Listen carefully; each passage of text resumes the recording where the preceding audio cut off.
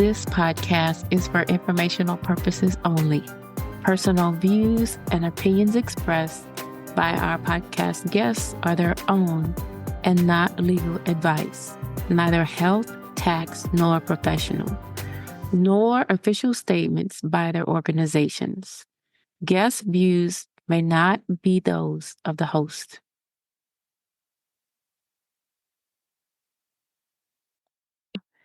Hello, and welcome to AI or Not, a podcast where business leaders from around the globe share wisdom and insights that are needed now to address issues and guide success in your artificial intelligence and digital transformation journey. I am Pamela Isom, and I am your podcast host. We have a special guest with us today, Sarah Sullivan. Sarah is a transformational leader driving results by leading network planning and infrastructure design and training and leading productive, engaged engineering teams. So she can tell you more about herself, but I will say that we both work together on the Broadband Council, among a few other things. So Sarah, welcome to AI or Not. Thank you, Pam. I'm so happy to be here. So happy to be talking to you. I'm happy to have you as well. So let me ask you, you're about to do so, but tell me more about yourself, your career journey, and tell me what's next for you. And while you're doing all of that, could you tell me some good news? I'll try my best. Okay, career journey first. You'll help to keep me on track here. I have been in telecommunications for I'm going on my 28th year. It's kind of amazing when you say that. It's been a long journey, but I did start in telecom right out of college. So I was hired at MCI. So some people may remember MCI, great company. But from there, things really started shifting and changing in the telecommunications field. And I ended up leaving and going to a really small telephone company called Cavalier, where I learned a lot. So it is true. You may hear if you move from between a large company and a smaller company, you get to learn so much more to a small company because you wear lots and lots of hats. So that was a really good experience for me. Definitely been part of the motions in the telecom world where companies get acquired. So my company was acquired and then acquired again and acquired again. So with my last company, I was with them for almost 24 years just through acquisition. So really worked for three different companies, but that telecom, that's the way it is. So love telecom. I'm on the engineering side of the business, as you mentioned. Love being on the engineering side of the business. Never thought, coming out of college, this is something I would do. I just happened to kind of drop into it. I actually did an on-campus interview at my university, got a job at MCI, and enjoyed it. Was good at it, and that's history. And I'm still doing it. As far as what's next for me, I have launched my own small business called Gazed Technologies. That's GAZED Technologies. And we are providing equipment lifecycle management and architecture solutions, layer one, layer two architecture solutions. And we blend in data analytics to that. So that's our innovation piece in order to be able to really provide high quality services to our clients and customers. Wow, congratulations on the launch of your new business. That's exciting. And I think we'll probably end up sharing some of the things that you do a little bit more as I ask you some questions. I'm sure some of that'll come out, but congratulations. Yeah. That's good news. Thanks. Yeah, that's good. Yeah. So speaking of that, you mentioned data analytics, you mentioned life cycle management.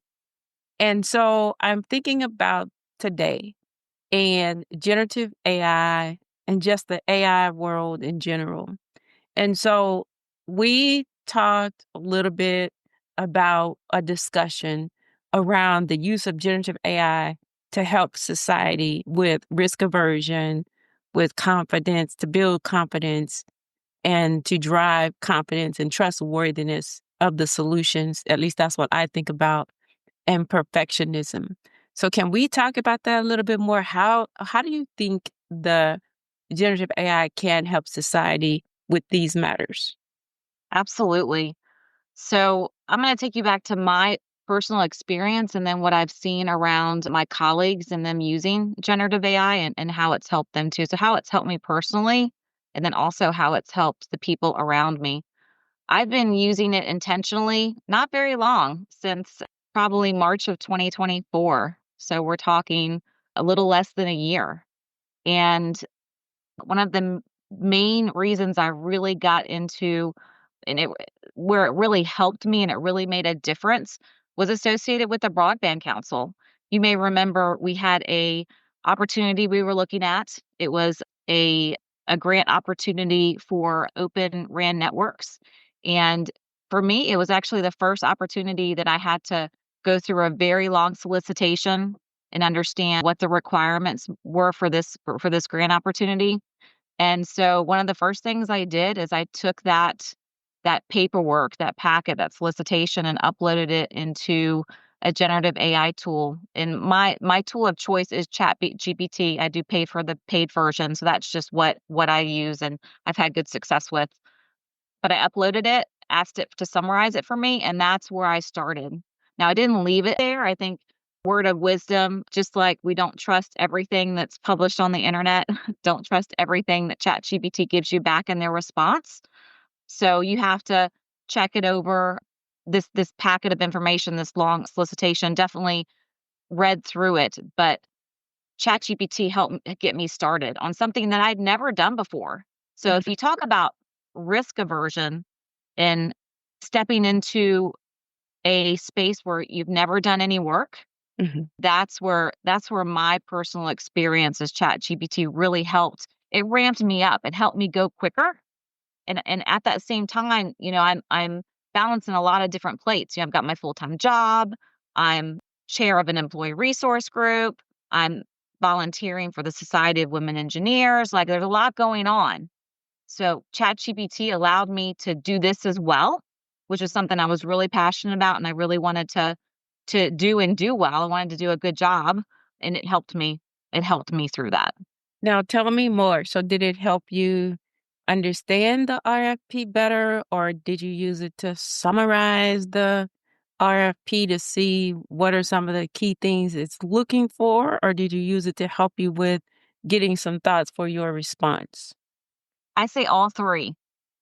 But, again, I didn't rely on it as factual. Of course, even the summarization I've seen where the generative AI can give you feedback that's not accurate. The answer's different, right, from your experience or whatnot, or you looked it up directly at the direct source. So I definitely was testing it out. But for the summary, like you said, to summarize this, tell me, what is this? What are they even asking for here, right? That huge when you're looking at those type of long documents. And how there's certain criteria when you have to respond. For example, there was a letter of agreement that had to be submitted for this response. Ask ChatGPT, what does a letter of agreement usually look like? And it'll give Mhm. you an example. So those are the types of things that I use it for. That's pretty cool. Everything turned out good with the work and with the tailoring and everything that I know that we ended up doing. And I know that everything turned out good. And what I really like is that you are clarifying that there's a risk aversion aspect to it from the standpoint that it helped sort through information that needed to get processed quickly, but the confidence and the perfectionism actually came from the human side. So you start to Good point. add, you said you added your own, you double checked everything and then you added your own knowledge, you added your own insights. You just used the AI tool as a jumpstart. So that is a form of risk aversion because had it not been for that, you probably would not have got the response completed in time. So that makes a lot of sense. I think there are other elements to it from a risk aversion perspective as well. Sometimes when we lean on tools like this, it helps us to see those little details that we might would have missed in a RFP. Yes. And so that's a form of using it for the risk aversion because it'll spot the things that we probably have missed. And it all depends on how you prompt it, again, if you're dealing with generative AI. But I think those are good. And I know for a fact that this worked to our advantage. So that's why we wanted to discuss this. But I want to talk some more about that. So we have some work going on with the Broadband Council around internet performance management and being able to identify whether or not the services are performing, if there's a potential bottleneck in the network environment. Can you talk some more about that and why that is important? Sure. Yes. So the Broadband Council has found that there's communities out there that look like they're served from a broadband perspective on paper, but not in experience. So, what we were able to do was go into a community. They allowed us to come in and we took a small data set of different locations, their speed. What came out of that, there were definitely some speed concerns compared to the new broadband definition, which is 100 meg download, 20 meg upload. So definitely, and if you're under that, you're considered underserved. If you're way under, you're considered not served at all. But the situation here was we found out of 9 out of 10 of the locations were underserved, and then over 50% of them had latency that was above 100 milliseconds. So if your latency on the upload, this was specifically on the upload, not the download, is above 100 milliseconds, that is also considered underserved. And the reason latency is important because latency really can impact a call like this, like you and I are on video calls. And for the communities, it can impact, their telehealth. It can impact virtual education. It can even impact, public safety situations, and then the economy. Think of, all the entrepreneurs, I just started my own, small business. So I'm now an entrepreneur. And if I am in a location that doesn't have proper broadband in experience, that's really going to impact my ability to do business and to bring money into the economy. So yeah, it's very telling. We're looking forward to continue to work through that community and help them solve that problem. That's part of it. So just doing the tests that's the first step. Is there even, can we gather data that matches your poor experience? Really, that's the first step. And in this situation, we could, and then we're moving forward with them to help them solve that problem. And I can talk a little bit about how I use generative AI for that as well, if you want me to go into that. Yep, go there. Okay. So I had the data points, this is real life. You can't do that with AI, right? You got to get in the field. You have to actually take the measurements. You have to take them in a certain way for them to give you a result that you can trust. So I took that data back and I used ChatGPT to help me put it into a pretty little chart that I could present. So instead of me having to build that chart myself, it helped me build that chart. I had never done a proposal to a community before like this. So again, risk aversion. So I used ChatGPT to help give me an example of what a proposal would look like. And I just took that and I definitely had to put a lot of my knowledge into it, like you said before. You can't just go in and say, create this for me and you ask it to export it and you send it off. It doesn't work like that. It's a tool to help me really go faster. Hmm. It helps me go faster and spend less time on things like that so I can spend more time on the things that require me to actually out in the field doing the physical work. That's something where it frees up my time. So yeah, that experience so far, it's still ongoing, but we're Broadband Council, we're really excited about helping this community, with their broadband service. That is so good. So I am so happy to be working with the Broadband Council on this effort. We lean on broadband services, internet services, and good performance for everything from using AI tools productively to allowing our first responders to get to us, right? To communicate with us and get to us. So they count on and lean on good infrastructure. So this is a program that is building up that infrastructure, and the tool that you created is perfect. So I think that it's a very good thing that you had a chance to talk about it. And here's hoping that that will scale Yeah, because you never know. Like we all run into situations where everything is going fine and then things just freeze. And we have service providers that tell us, yes, but you have the top of the line, right? And so you right. gave good examples of what is considered underserved and what is not from a latency perspective as well as from a performance perspective. That's just good intel. We need to better understand what that means and also run these tests like what you said in all communities. We need to run these tests because the internet and the services can be unstable, right? So thank you. Absolutely. Yeah, you're welcome. And I think you just said something that made me think of something else. These terms that maybe the general community doesn't know or they've never heard of them before. That's also what the Broadband Council is doing. We're here to educate the community so they have the tools. They can call up their service provider and say, my latency is more than 100 milliseconds consistently, and that considers me underserved. They have that information and they're empowered to even do that themselves. Exactly. So that's really good. So I'm looking forward to the next steps. All right. So you talked a little bit about your community focus and impacts in describing that and the work that we're doing with the Broadband Council. Is there anything else you wanted to share about the community focus and impacts? Generally for that community or just different? Any community impacts that you want to talk about? If there's anything else you want to add, that's fine. If Okay. you don't, that's okay too. So I'd like to talk a little bit more about we talked about risk aversion. I'd like to get in a little bit more to how I'll give an example here and that maybe that opens up an opportunity to talk about some more things. So as part of Society of Women Engineers, I'm a volunteer on their mentoring committee. And it's not a huge committee. It's probably 6 or 7 truly active volunteers. We've got more than that, but and maybe 10, maybe a little bit more than that. But it's a pretty small crew, and the majority of us have full-time jobs, full-time families, other things that we have going on, but we're really passionate about the Society of Women Engineers mission, and it's there for support.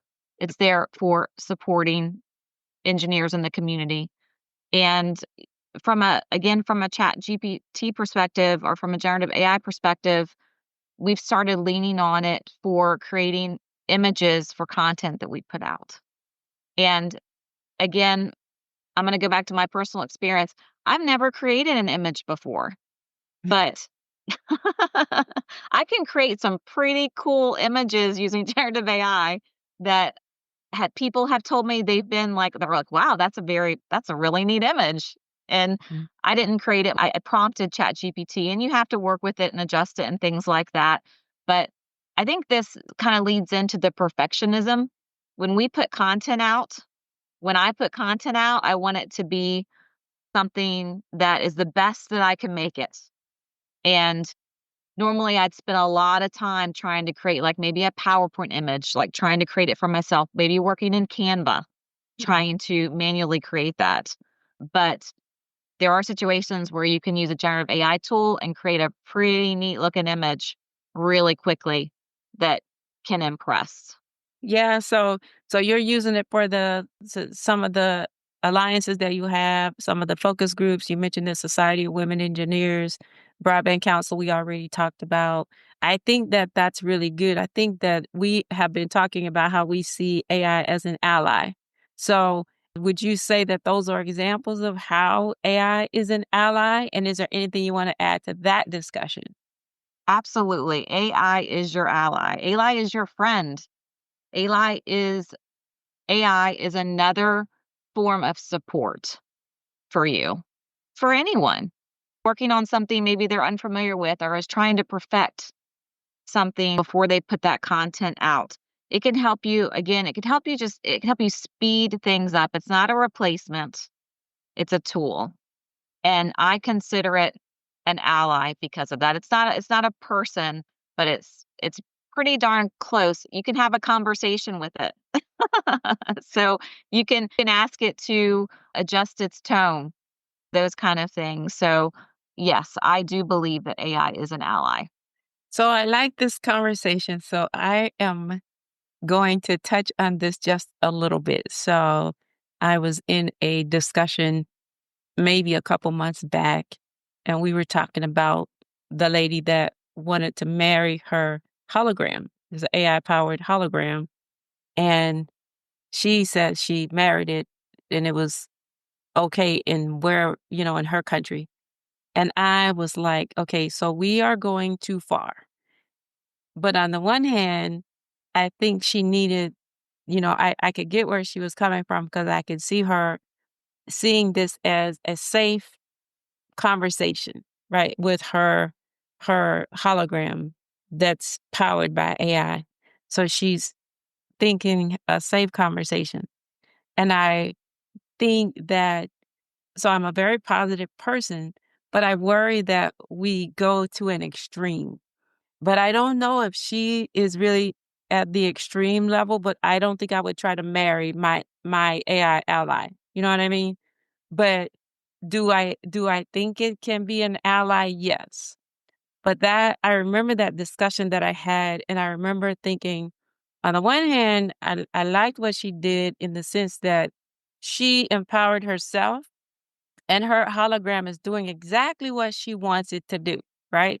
So that I liked because I still saw the human in control.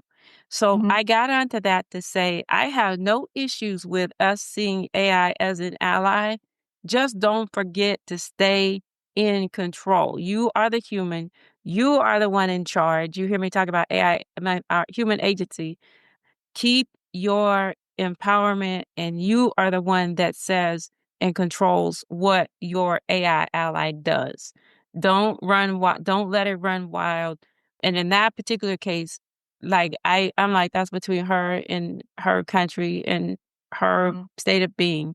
I got concerned that maybe we were confusing companionship with entertainment because I think that was more entertainment, but that's her business, right? So, but just be mindful of the fact that if you see AI as an ally, I think it's cool. I think it's great. Just be good stewards, right? If you have an agent today, and be careful about the permission that you give your agent, if it's a human being or if it's a digital agent, right? If you have an ally, that's great, right, but be yeah. be careful. So, yeah, Can I say something to that? Um, yes. no matter what generative AI tool you use, and you could talk more to this than me, but check your permissions, check your settings, make sure that you're comfortable with what's being saved and shared to train other data. You can turn that off on most tools. And I choose turn mine off. I know people do different things, but I'm in control of that. Like what you said, human agency.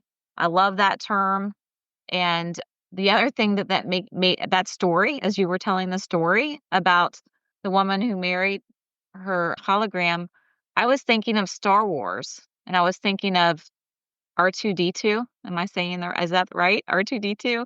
Thinking about we think about that as more robotic, a Hmm. robot, Hmm. right? But that's really you connect the physical mechanics, the hardware with the software, which is the generative AI or you put those together, Hmm. that's you have a robot.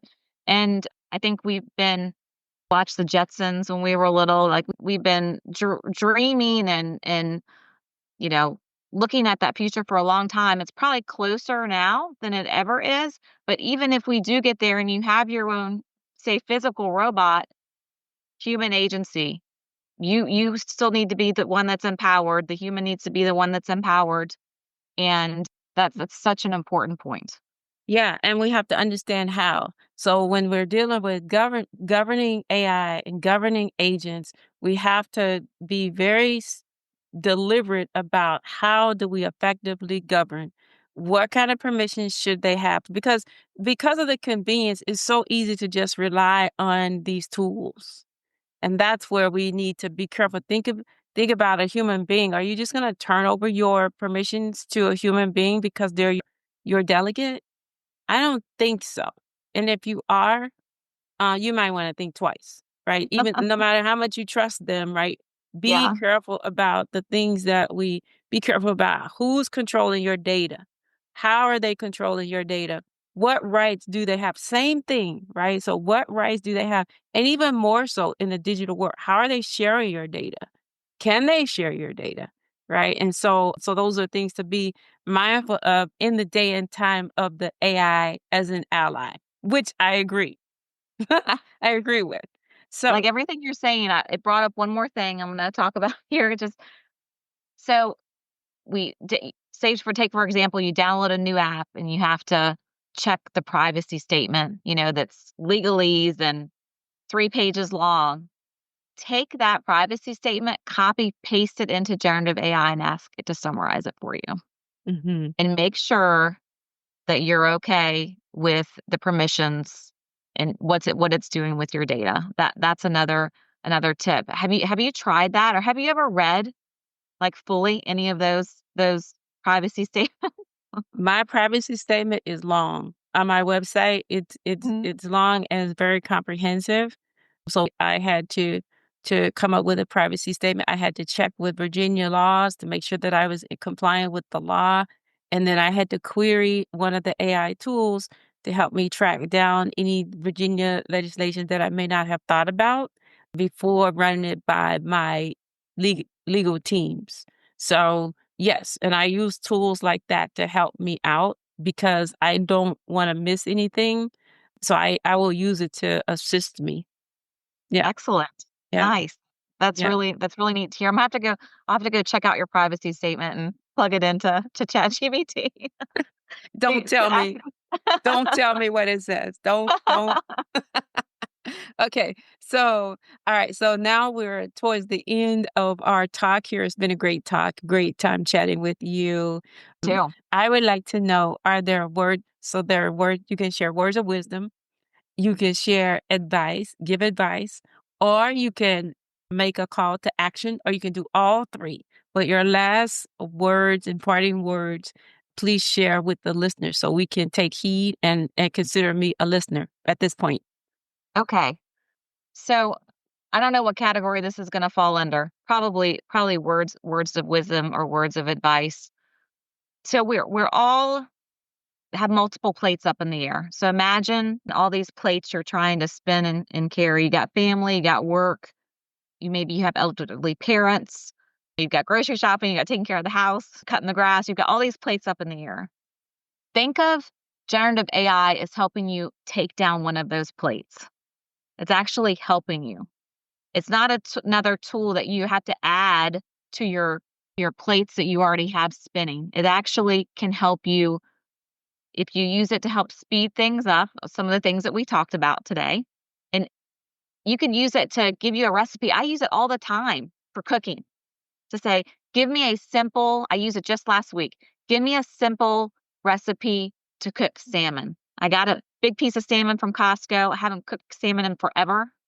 And the first recipe it spit out had like 10 ingredients. And I said, no, I need something more simple. I don't have this, I don't have that. It spit it out for me. It told me how long to cook it, what degrees to cook it at. Now, I cooked it longer. It's a perfect example. I cooked it longer than it told me to because I used my own experience looking at it. Okay, for me, I'm going to cook it a little bit longer. So I do it exactly like it said, but I use it as guidance. Mhm. So that was so much quicker. That kind of, again, took down one of those plates I'm spinning. How am I going to cook this salmon? I could have searched on the internet, but this is actually for me, it's easier and more simplified than just doing a search, say on like Google search engine. So that is my advice. Think of AI as your ally and think of it not as adding to your plate. Think of it as taking one of those plates down and simplifying your life. That's very helpful and very insightful. So, thank you very much for being here and chatting with me. And I do think that this whole conversation has been really about how AI is your ally. And we concluded with that. But I think if I think back to the whole conversation, that's kind of was the gist of it. I certainly do appreciate your expertise and how you are a consumer of AI tools to simplify things and make things easier for you, and how you are being innovative with the use of AI. So, and you shared some really good examples. So I really appreciate it. And I just want to say thank you again.